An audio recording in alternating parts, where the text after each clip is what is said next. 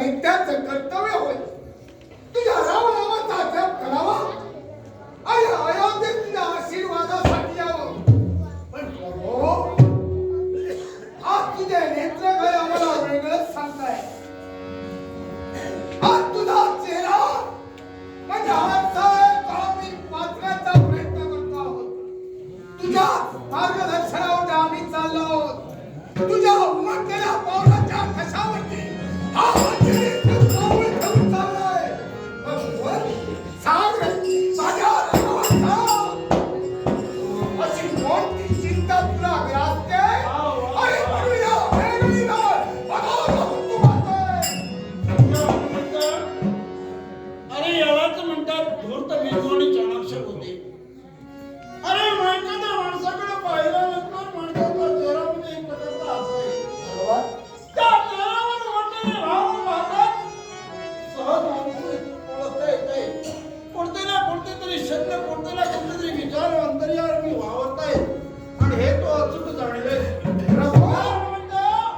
तू ज्या ठिकाणी ध्यानधारणात राहून बसला होता, आज अयोध्येच्या दरबारानंतर मी तुला संकेत कळविला आणि तो संकेत करता तू वायू ठिकाणी या दरबारापर्यंत आला.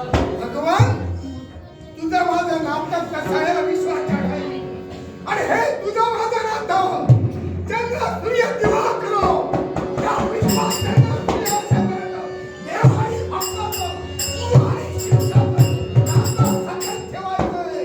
होय होय सत्य हनुमंता. आणि सूर्य चंद्र असे तलवार आहे. तुझ्या माझं देव भक्ताचं नातं म्हटलं चिरंतन आहे. भगवान, तू चिंता कशाची करतोय? सांग राघवा, निसंकोच म्हणाल सांग.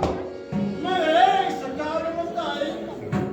ज्या ठिकाणी मला तू देव म्हणून पूजला, या दोन चरणाचे दुरुत्तर आपल्या मस्तकी चर्चित केले. आतापर्यंत गुरुदेव म्हणून सुद्धा संबोधिलं. बरोबर. देव म्हणून तुझं माझं पूजनही तू केलंयस. मग त्या देवाचा जर का कोणीतरी अपमान केला असेल तर देवा, हे राघवा, ही राघवाच्या पुण्यभूमी आहे. ही हर्षवती आहे. ही राघवाच्या अयोध्ये माझ्या राघवाचा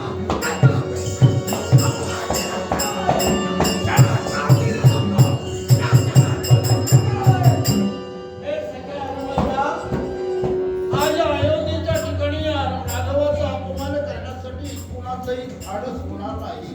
काय कुणाची हिंमत? कोणाच्या मनात आम्ही विचार येणारही नाहीत. पण आज जो अपमान झालाय आणि तो अपमान कुणी कुणाचा केलाय माहिती कुणी का? कुणाचा? अरे माझे गुरुदेव आपले गुरुदेव विश्वामित्र महामुनी.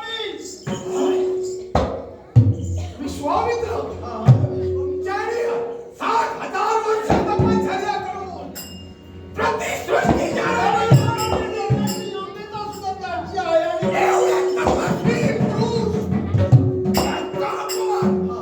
एवढी कुणाची रे राघवा हिंमत?